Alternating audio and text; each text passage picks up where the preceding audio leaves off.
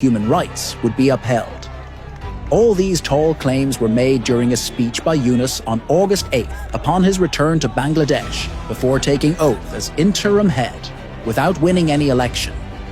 And from UN to other international rights bodies also backed Yunus' regime and the quest for so-called reform process unanimously.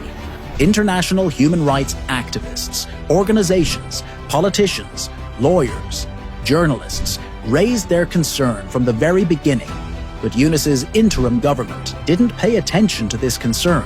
Given the current instability in Bangladesh and since the departure of the former Prime Minister in August, this is a moment of deep concern.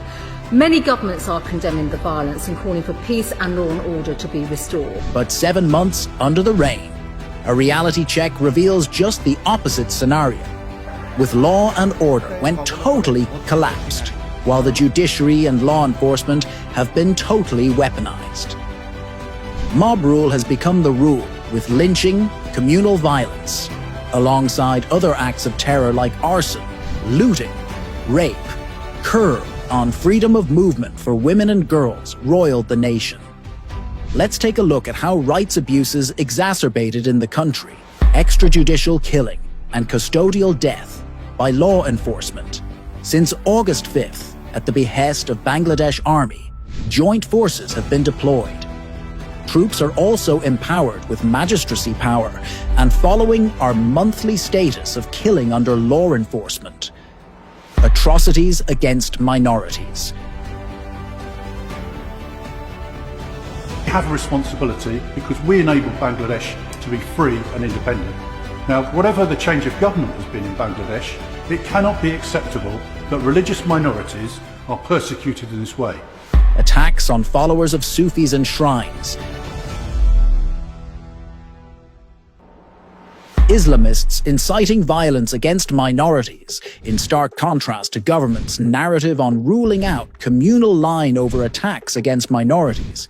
BBC journalist laid bare how Islamists, released after August 5th, are inciting ongoing spate of violence, targeting all minority communities including Hindus.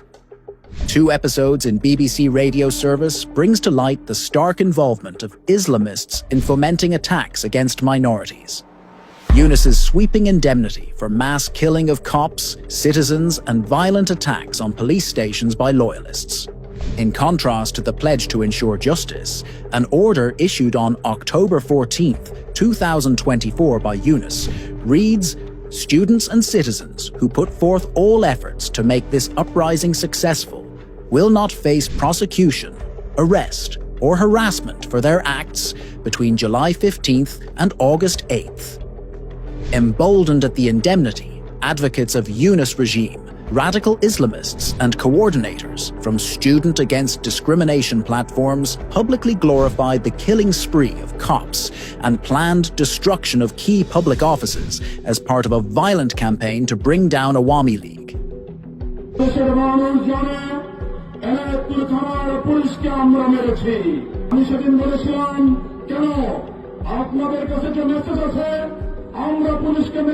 যদি metro রেলে আগুন না দেওয়া হতো, যদি পুলিশদেরকে না মারা হতো, তাহলে বিপ্লবটা এত সহজেই অর্জিত হতো না। কিংবা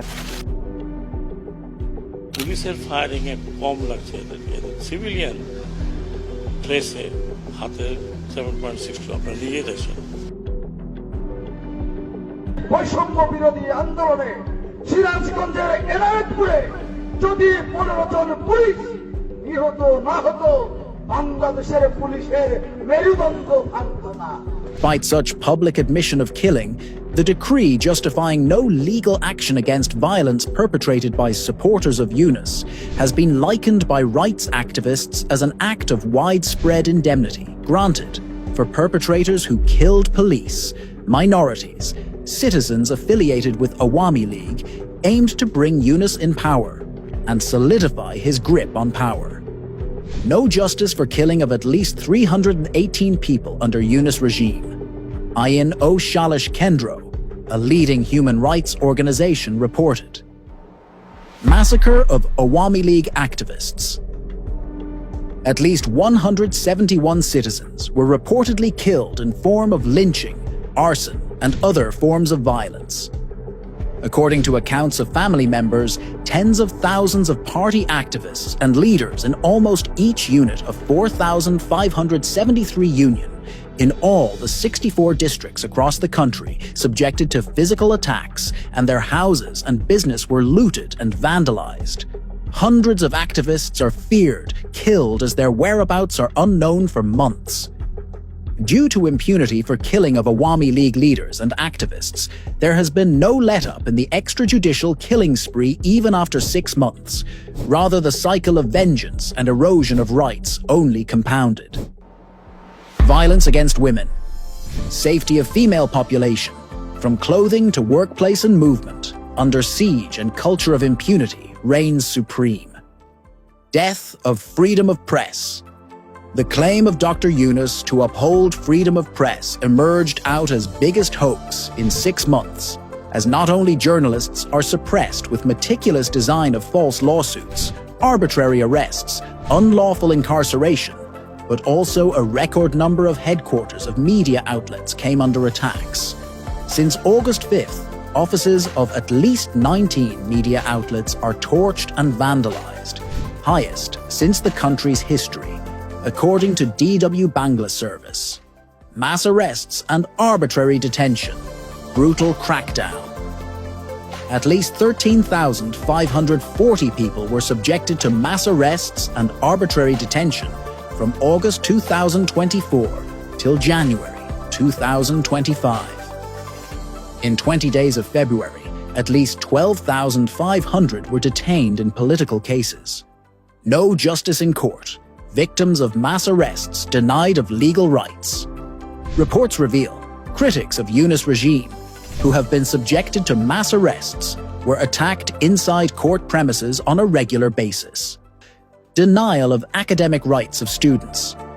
Over the space of last 6 months, tens of thousands of students who are opposed to Yunus and his allies were attacked inside campuses, even barred from attending examinations, denied of academic rights, and their certificates have been cancelled by university authorities. Only because of political belief or alignment with Awami League's student wing, scores of students were murdered, abducted from their home, and even thrown behind the bars. Now the questions over Yunus gaining undue privileges to expand business empire